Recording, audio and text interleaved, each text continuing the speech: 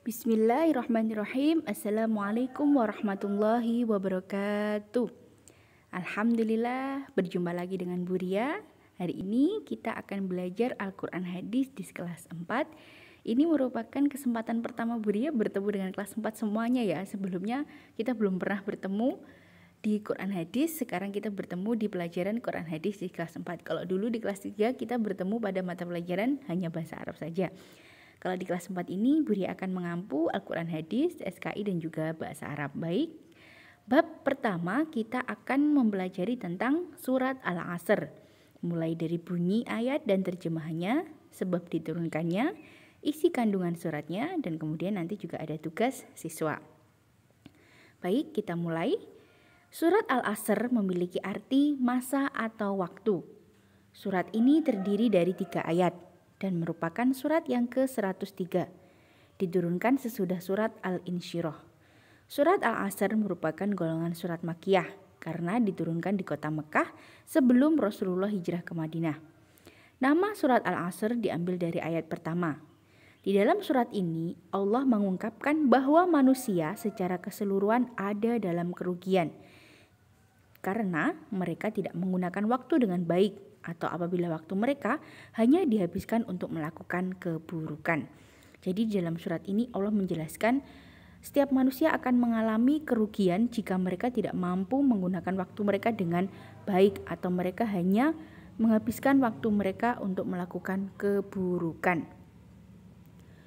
Kemudian sekarang bunyi ayat dan juga terjemahannya. Bismillahirrahmanirrahim. Wal 'ashr innal insana lafi khusr illal ladzina amanu wa 'amilus solihati wa tawashaw bil haqqi wa tawashaw bis sabr. Artinya, demi masa, sesungguhnya manusia itu dalam kerugian, kecuali orang-orang yang beriman dan beramal soleh, dan mereka pula berpesan-pesan dengan kebenaran serta berpesan-pesan dengan sabar. Surat Al-Asr ayat 1 dengan 3. Sekarang kita belajar asbabun nuzul diturunkannya surat Al-Asr. Surat ini diturunkan sebab orang jahiliyah memiliki kebiasaan bersantai di waktu asar. Ketika itu mereka hanya bercengkrama dan juga bercanda, hingga pada akhirnya mereka menyinggung satu sama lain dan saling menyinggung, dan juga akhirnya terjadi perselisihan dan permusuhan. Maka dari itu mereka pun mengutuk waktu asar. Oleh sebab itu Rasulullah menurunkan surat ini untuk memberikan peringatan, yaitu bukan waktu asar yang salah, akan tetapi kebiasaan mereka lah yang salah. Ayat 1. Allah bersumpah dengan masa yang cukup mencakup siang dan malam. Di masa-masa atau waktu merupakan tempat manusia melakukan perbuatan baik dan buruk. Bagi orang yang melakukan kebaikan, merekalah yang beruntung. Dan bagi orang yang melakukan keburukan, merekalah yang merugi. Ayat kedua. Pada ayat ini Allah bersumpah bahwa seluruh manusia pasti berada dalam kerugian dan juga kehancuran. Kerugian yang mereka terima disebabkan oleh kesenangan yang mereka terima di dunia, sehingga mereka melupakan kehidupan di akhirat.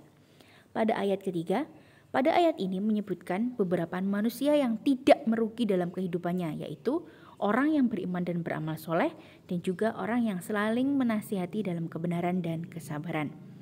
Adapun pesan-pesan dalam surat Al-Asr agar manusia tidak menjadi orang yang rugi dalam kehidupannya, yaitu mereka harus selalu bisa memanfaatkan waktu dengan sebaik-baiknya, beriman kepada Allah, melakukan amal baik, dan saling menasihati dalam kebenaran dan juga kesabaran.